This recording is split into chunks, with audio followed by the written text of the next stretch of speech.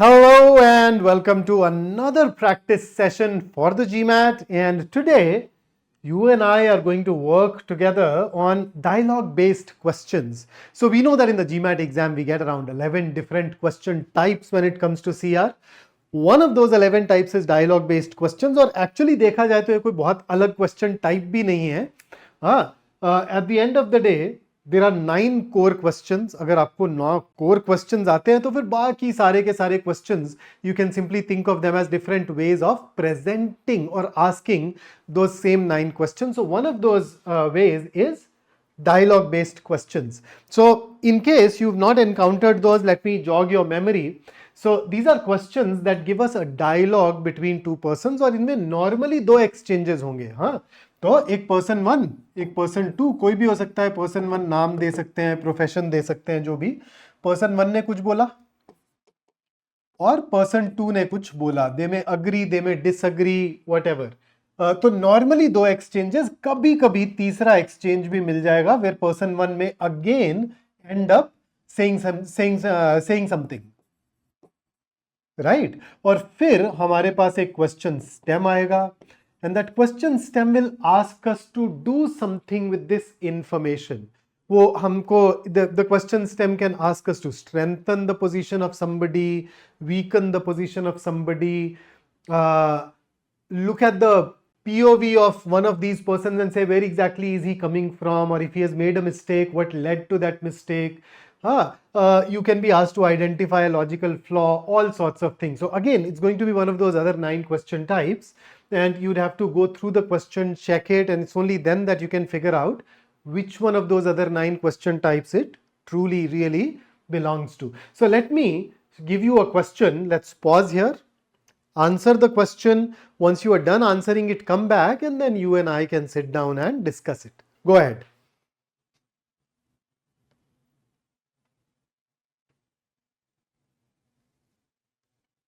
All right, so I hope you are ready for the discussion now. So let's dive in. We always, as usual, start with the question stem. So which one of the following is an assumption on which Sam's argument depends? So let's see. So we have S, Sam, we have F. So Sam says during recessions, unemployment typically rises. But obviously, right, a recession is where the economic activity slows down, and because the activity has slowed down, the production is has diminished. You'd obviously, in all probability, require fewer people to do the job anyway. So unemployment typically rises. Thus, air pollution due to automobile exhaust decreases during a recession, since fewer people commute in cars to jobs, and so cars emitting pollutants into the air are used less. So essentially, if I look at Sam's argument, this entire part is our premise, and of course the one that starts with thus. Air pollution due to automobile exhaust decreases during a recession. That's your conclusion. Fair enough. Now what does Philip says? Why would you think that air pollution would decrease? During a recession, fewer people can afford to buy new cars, and cars tend to emit more pollutants as they get older. Now, अब इसमें देखो, Sam बोल रहा है recession में कम होगा, Philip says कम नहीं होगा. So he essentially disagrees with him. कम क्यों नहीं होगा? क्योंकि Philip के हिसाब से recession है, चलो नौकरी नहीं है, तो गाड़ियां भी तो नई नहीं खरीद रहे, पुरानी कारें चलाएंगे तो pollution बढ़ेगा. So even if there are fewer number of people driving on the roads, the fact is, according to Philip, there are older cars, and they would make up for all the reduced pollution caused by fewer cars on the road. But then, ये एक ऐसा सवाल था वहाँ, even if we did not look at Philip, it will be okay, because although it presents itself as a dialogue, at the end of the day, we are being asked for the assumption for just Sam's argument, right? We are not even asked to look at Philip actually. And this happens very rarely, but it does happen, although it is going to be very rare. Normally, both of these components will get involved. So when we are asked for an assumption, we know that an assumption is a new piece of information which is necessary to arrive at the conclusion in that argument, but it has not been stated. So here is the conclusion. The conclusion says air pollution due to automobile exhaust decreases during a recession.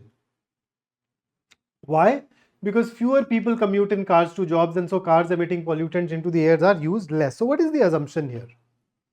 I think one of the things that we are assuming is that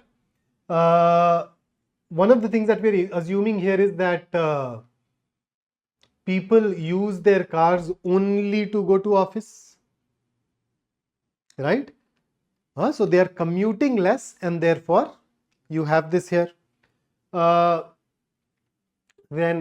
let's just go ahead and check, and wherever we are confused, we can always go ahead and use our negation test. So let's start. A, people who have never been employed drive no less frequently during a recession than they would otherwise.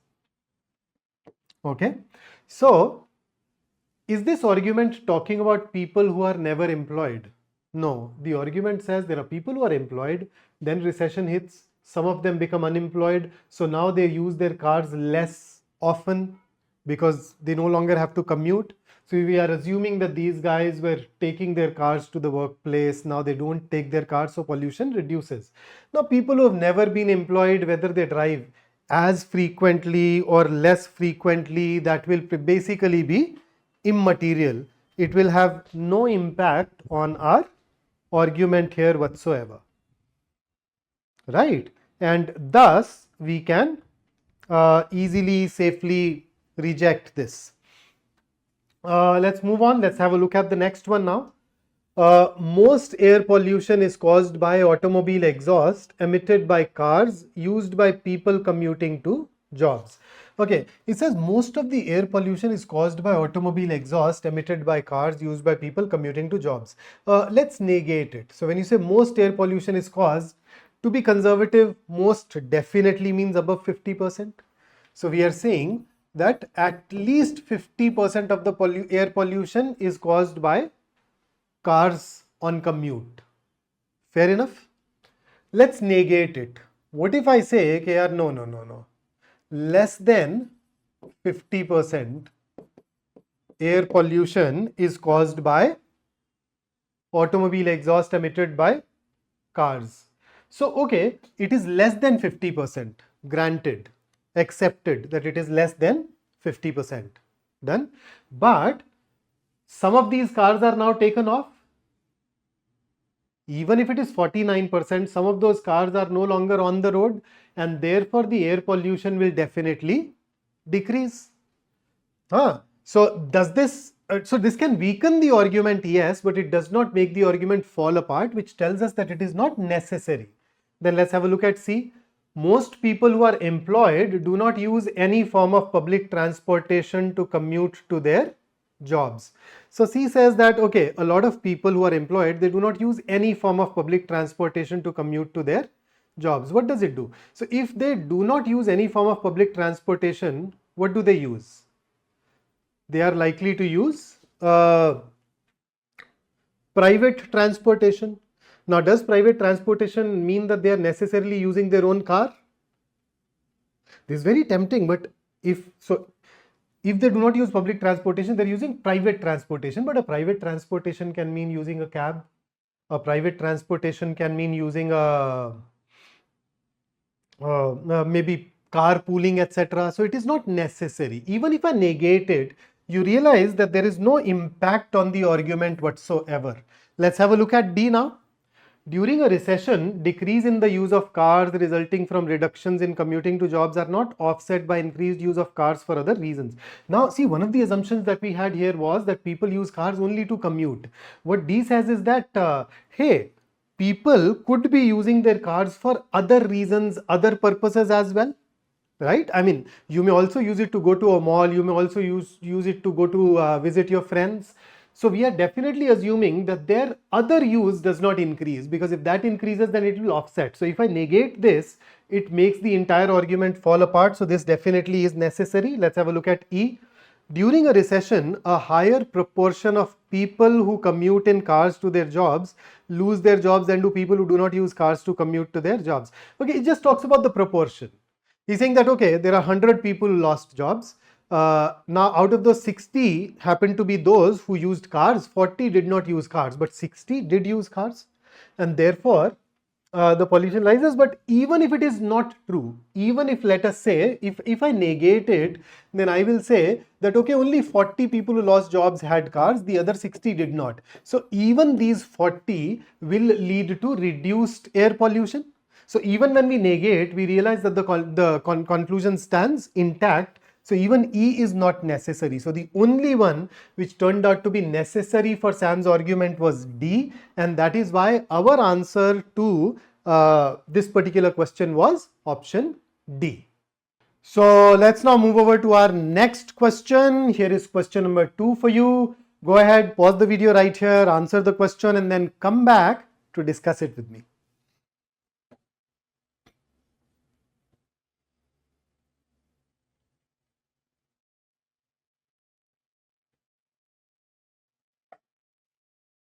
All right, so let's go ahead and check.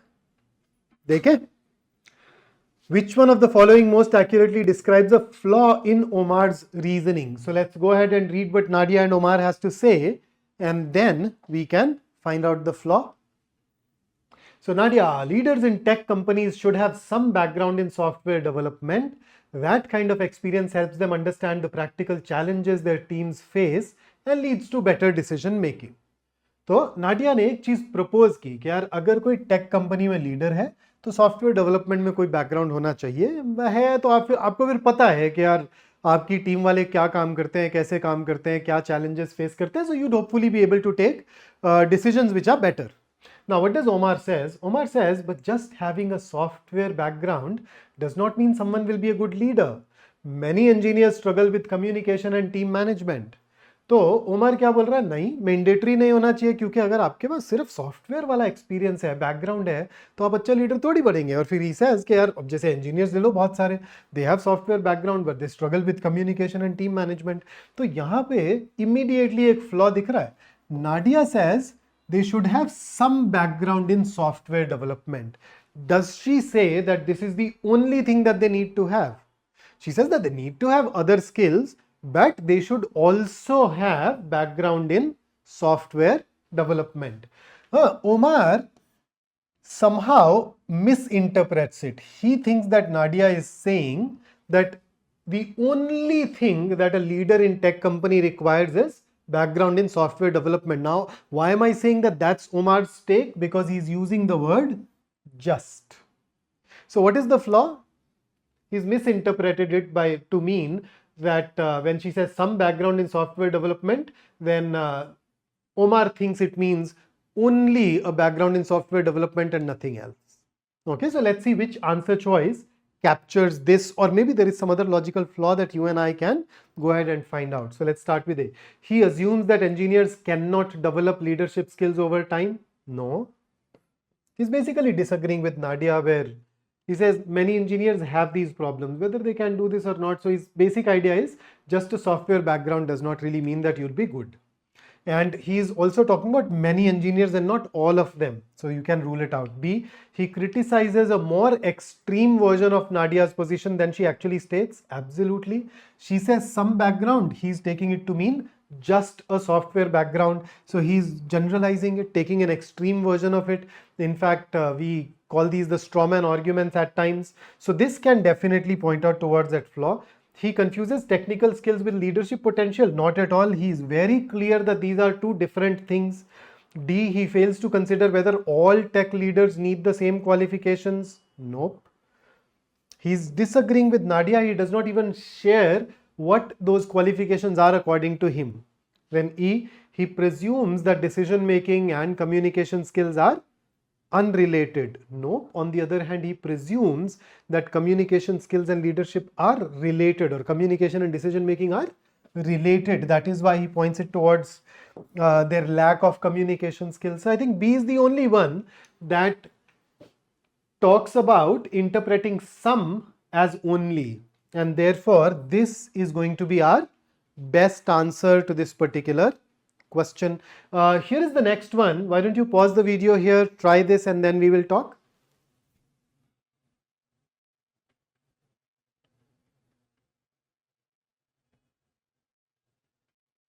So you ready to discuss? I hope you're not treating it as spectator sport and are also putting in the effort. Okay, so patient says, I have read that particles of my artificial hip can wear off and be absorbed by surrounding tissues.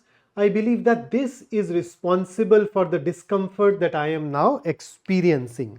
So there is a patient, in all probability he has gone ahead with a hip replacement thingy, right? And he goes on to say that, I've read that particles can wear off, absorb, and that's leading to the discomfort. So fantastic. Let's look at the surgeon now. Your surgery was so recent that with normal use, it is almost impossible for the artificial hip to have already begun to wear away. The reason for your current discomfort is due to routine post-operative inflammation, which can be treated with a non-steroidal anti-inflammatory drug. All right. So, which of the following, if true, most strengthens the patient's position? है ना, normally अपन doctor का side लेते हैं, अभी अपने को बोला जा रहा है पेशेंट का साइड लो और बताओ इनमें से कौन सा अगर ट्रू है तो हमको ये पता चलेगा कि नहीं नहीं यार, ये ना एक्चुअली इसका आर्टिफिशियल हिप ही है विच इज द रीजन. तो चलिए आइए देखें. ए, the patient has not followed the post-operative instructions regarding limiting her engagement in vigorous activities. Can it strengthen? Does this tell you that the cause of discomfort is actually particles wearing off and getting absorbed by the body? Let's read it carefully. Surgeon says that with normal use, it is almost impossible for the artificial hip. So from here we can infer that if the use is not normal but is abnormal, then it can happen. Now what does A tell us? A says the patient has not followed the post-operative instructions regarding limiting her engagement in vigorous activities. तो यानी कि इसको ये बोला गया था कि अभी कुछ टाइम तक आप vigorous activities नहीं करेंगे, लेकिन इस पेशेंट ने उसे इग्नोर किया और उसने विगरस एक्टिविटीज की. यानी कि इस पेशेंट का जो यूज है इस आर्टिफिशियल हिप का, ये नॉर्मल नहीं है. और अगर ये नॉर्मल नहीं है तो एक पॉसिबिलिटी आ गई that the particles could have worn off. So this, does it strengthen the patient's argument? Yes, it does. Let's look at B. The inflammation that is common to people who have had hip replacement surgery often needs to be treated with more potent drugs than the ones being recommended by the surgeon. B agrees with the surgeon. B says यार देखो reason तो inflammation ही है, हाँ ये जो drugs advise कर रहा है इससे थोड़ा स्ट्रॉन्गर ड्रग्स लगेंगी. Does it support the patient? Does it tell us that the discomfort is caused by artificial hips particles getting absorbed by the body? Nope. So this can be ruled out. C, the patient has an artificial hip that is made of a material that can begin to wear out after a few weeks when exposed to temperatures higher than 200 degrees. तो देखो इसमें दो चीजें हैं. ये material जो है where of कर सकता है, लेकिन कब? After a few weeks. वो भी कब? जब इसको 200 डिग्री से ज्यादा के टेम्परेचर का एक्सपोजर मिले. तो इसको पहली चीज तो ये कि have a few weeks elapsed, क्या कुछ हफ्ते हो चुके हैं इसकी सर्जरी को? ध्यान से देख करके एक बार बताइए.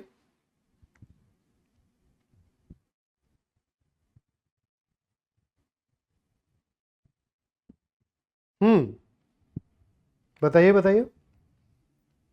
हमें पता नहीं. दूसरा, इसको 200 डिग्री पे एक्सपोज करना पड़ेगा. अच्छा अभी 200 डिग्री अपन इंडिया की बात करें तो हम 200 डिग्री सेल्सियस मानते हैं, पर चलो अगर ये जीमैट है वो फ़ारेनहाइट भी ले रहे हैं तो भी 200 degree Celsius in Fahrenheit is what, around 93 degree Fahrenheit, 93 degree Celsius, sorry Celsius में कन्वर्ट कर दूं उसको. तो इन दोनों में से कोई एक रीडिंग है. अब एक बात बताएं, हिप के अंदर कोई मेटल है, उसको 93 डिग्री पे एक्सपोज कर पाएंगे आप? और करेंगे तो पता नहीं चलेगा, जल गया है. तो बड़ा अनलाइकली है ये. तो एक तो कुछ हफ्ते नहीं हुए, दूसरा 200, और ये क्या 200 डिग्री पे एक्सपोज हुआ है हमें पता नहीं है. So I need to know two things. Number one, a few weeks have elapsed. Number two, 200 degrees का एक्सपोजर, वो सेल्सियस हो तो 200 डिग्री सेल्सियस, नहीं तो 200 डिग्री सेल्सियस तो ऑब्जर्व हो जाएगा, बंदा ही जल जाएगा. सो 93 डिग्री सेल्सियस या उससे ऊपर का एक्सपोजर, बट वो पता नहीं है. Now if I compare it with A, तो ए में मुझे पता है कि यूज एबनॉर्मल है, यहां पे मुझे पता नहीं है. So if I compare, A is still better. D. The patient read about the possibility of artificial hips wearing out in a respected medical journal. Now, this argument basically improves the authority of what he has read, but that authority is never in dispute. हम तो मान रहे हैं कि हाँ होता है where of, लेकिन सर्जन बोल रहा है कि हुआ नहीं होगा तुम्हारे केस में. So merely because the reputed journal says it does not necessarily mean that it is happening with you. So ये भी काम नहीं करेगा. The surgeon has only been performing hip replacement surgery for less than a year. तो ये basically बोल रहा है कि हो सकता है सर्जन ने सर्जरी अच्छे से ना की हो, लेकिन सर्जन इम्प्लांट डालेगा तो वो सर्जरी की क्वालिटी को अफेक्ट करेगा, इम्प्लांट की क्वालिटी को थोड़े अफेक्ट करेगा. इम्प्लांट थोड़ी ना, सर्जन बुरा होगा तो इम्प्लांट जल्दी वेयर ऑफ हो जाएगा, ऐसा तो नहीं होने वाला है. So we can rule out that as well. So जो बेस्ट है पेशेंट को स्ट्रेंथन करने के लिए हमारे पास वो है option A, and that is the one that we will as a result go ahead with. Let's look at the next one now. Here is your question number 4. देखिए और बताइए क्या मार्क करना चाहेंगे आप इसमें. Pause the video right here and then come back for a discussion.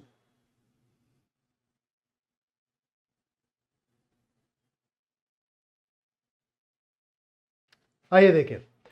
So which one of the following is a major flaw in Steve's argument? Logical flaw question है. Steve के argument में flaw बताना है.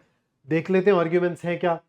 Donna says, for the most part, medical researchers agree that someone who regularly consumes large amounts of alcohol will probably have serious health problems. से बोल रहे हैं medical research agree करता है कि अगर कोई बहुत ज़्यादा शराब पी रहा है तो उसको सीरियस हेल्थ प्रॉब्लम्स होंगी. वैसे आजकल latest data, just a minor aside, तो ये बोलता है कि no amount of alcohol is safe. हाँ, by the way. Now Steve says, heavy drinking does not adversely impact one's health. My great uncle drank heavily for years and seemed in perfect health. In fact, he lived to be 87 years old. तो ये बोल रहा है, झूठ बोल रहे हैं medical researcher. ये देखो मैं एक बंदे को जानता हूं. तो देखो, एक तो एनेक्डोटल एविडेंस, दूसरा सिर्फ एक ही व्यक्ति का, राइट. तो इसमें फ्लॉ क्या दिख रहा है यार? ये ना हेस्टी, मतलब हम लॉजिक में इस चीज को बोलते हैं, एक तो इसमें हो रही है हेस्टी जनरलाइजेशन, एक बंदे के सैंपल साइज से सारों पे चले गए.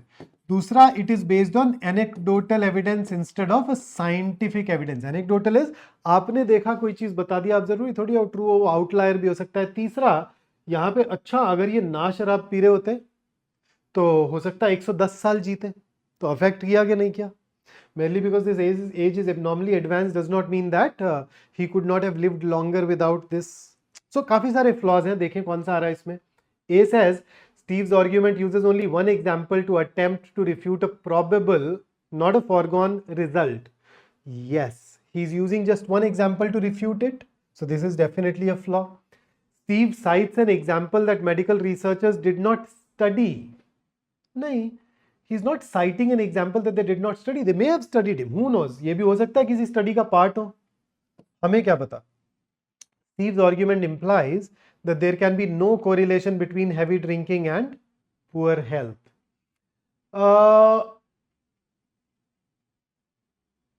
Does his argument imply that there is no correlation? यहां पे कोरिलेशन की बात कर ही नहीं रहे, यहां पे बात हो रही है कॉजेशन की. हाँ, यहां पे बोला जा रहा है कि अल्कोहल से हेल्थ खराब होती है. स्टीव बोलता है अल्कोहल से हेल्थ खराब नहीं होती है. तो अब सी हालांकि इंप्लाई तो कर रहा है ये, मगर क्या ये लॉजिकल फ्लॉ है? Logical flaw is when you look at the assumption and question it. ये तो इन्फरेंस निकाल रहे हैं हम इससे, तो ये भी हटा दें. Steve's argument fails to acknowledge the possibility that his great uncle may not have been in good health after all. नहीं, यहां पे तो बहुत क्लियरली लिखा है कि seemed in perfect health. और यहां पे because he's using seemed, तो ये मान के चल रहा है कि यार देखने में तो ठीक ही लग रहे थे कि नहीं थे वो तो क्लेम कर ही नहीं रहा. अगर यहां पे होता and is in and was in perfect health तो डी यूज कर सकते थे हम, बट ये सीम्स की वजह से will not be able to choose this E. Steve does not indicate how long ago his great uncle lived so that different medical treatments can be taken into account. The time period is irrelevant for his argument anyway, तो ये भी हटा दें. So history generalization वाला जो best option है हमारे पास वही है, and as a result we'll go ahead and choose A as our answer. Let's dive into the next question now. Here it is on your screen. Pause the video right here, answer, and then we will talk.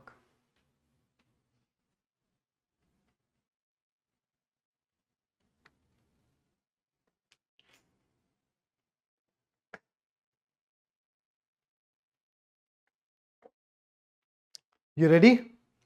तो चलिए, काइला's reply is most vulnerable to the criticism that it. तो basically काइला की reply को हमें weaken करना है. अब इसकी रिप्लाई है क्या, पहले यहां से शुरू करें. सो Hiasuk, I hope I'm pronouncing it correctly, but then proper nouns can at times be very tricky. Let's call her HS. Makes it easy. So one should not readily believe urban legends. Urban legends क्या होते हैं? कुछ ऐसे किस्से कहानियां जो society में प्रचलित होते हैं और सब लोग उनको मान लेते हैं. जैसे फलाने पेड़ पे मेरे जिस सोसाइटी में मैं रहता था, जहाँ मैं मेरे बचपन में जिस शहर में मैं रहता था, वहाँ पास में एक पेड़ था जहाँ पे सब लोग मानते थे कि इस पेड़ पे कोई किसी बुरी आत्मा का वास है, शाम को इसको अवॉइड करना होता है, और पूरे मोहल्ले के लोग उसको रिलीजियसली फॉलो करते थे. कोई जाता आता नहीं था. तो एक अर्बन लेजेंड था, एक मिथ था. लोग बोलते थे कोई गया, उसके साथ ऐसा हुआ. ऐसी स्टोरीज थी 2-3 हमारे सोसाइटी में, कॉलोनी में तब. So one should not readily believe urban legends. Most legends are propagated because the moral lesson underlying them supports a political agenda. So HS is basically saying कि यार जो मोटिव है ना वो सस्पेक्ट है भाई. अर्बन लेजेंड्स आर स्टोरीज, उन stories में कोई ना कोई मोरल लेसन है, और वो मोरल लेसन किसी पॉलिटिकल एजेंडा को फर्दर करता है, सपोर्ट करता है. People will repeat a tale if it fits their purpose. They may not deliberately spread untruths, but neither are they particularly motivated to investigate deeply to determine if the tale they are telling is true. तो basically इसका पूरा argument क्या है? यार let's not trust urban legends. Why? Because urban legends are not necessarily true. People just spread it because it suits their purpose. They may or may not be true. और इसमें साथ में एक चीज और ऐड की कि लोग ऐसा नहीं है कि जानबूझ करके मिस इन्फॉर्मेशन स्प्रेड कर रहे हैं, गलत चीजें स्प्रेड कर रहे हैं. हाँ, it's just that because it suits their purpose, they do not even bother checking whether it is true or not. उनके लिए वो मैटर ही नहीं करता है. हाँ, then Kaila, but people would not repeat stories that they did not believe were true. Therefore, one can safely assume that if a story has been repeated by enough people, then it is more likely to be true. So Kaila disagrees with HS. Kaila says urban legends are true. Why? Because if a person does not believe a story to be true, why would he share it with anyone else? तो यहाँ पे एक assumption आ रही है that if a person believes a story is true, then it is true. What you believe to be right is also right. ये जरूरी नहीं है ना हो. हमने तो देखा आज से कई सेंचुरीज पहले एक geocentric model of the universe था. उस मॉडल के हिसाब से the earth was at the centre and then there were these spheres that revolved around the sun, है ना. Sun revolved around the earth, moon revolved around the earth. ऐसा बोलते थे लोग कि भाई अर्थ सेंटर पे है और फिर ये सारे चीजें आसपास इसके घूमती हैं. So people believed it to be true. Does that mean that it was true? That's how it is, right? So एक तो ये, और दूसरा HS is not even saying truth. वो तो बोल रहे हैं कि यार लोग बॉदर ही नहीं करते कि ट्रू है कि नहीं है, they just share. Kaila says, so Kaila's reply is most vulnerable to the criticism that it A does not specify how many people need to repeat a story before someone is justified believing it. Is the number important? As long as there are enough people, तो चल जाएगा. और वो urban legend के लिए the number anyway has to be sufficiently large, so the number is never in question.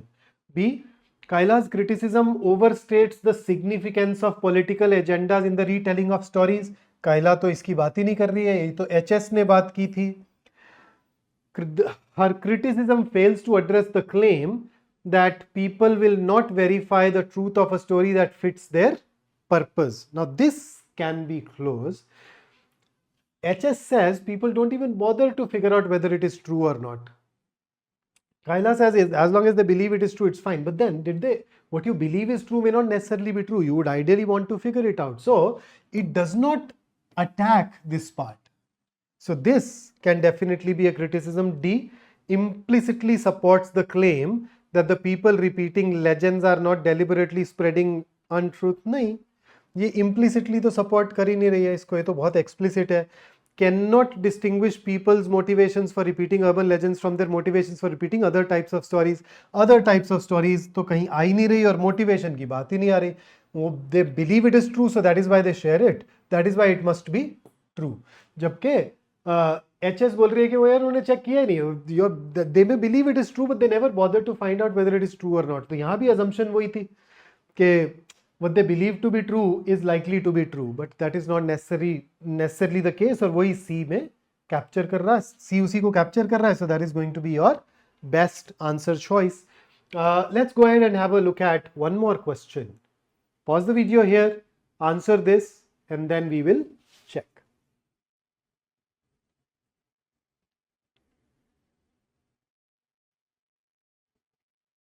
Shall we? आइए देखें. Parents तो करना क्या? Which of the following assumptions forms an inherent weakness in the college representative's response to parents charge. हमें इसे weaken करना है assumption के थ्रू. चलिए देखते हैं. Parents, we have observed that the college does not follow a fair policy while allocating campus housing to its students. A quick look at Block B indicates that it majorly houses international students, while most domestic students are allocated Block A. Is it because the college wants to prevent international and domestic students from intermingling? तो parents बोल रहे हैं कि आप international और domestic students को अलग अलग रखते हैं. एविडेंस क्या है? सारे इंटरनेशनल वाले ब्लॉक बी में, सारे डोमेस्टिक ब्लॉक ए में. What does the college representative say?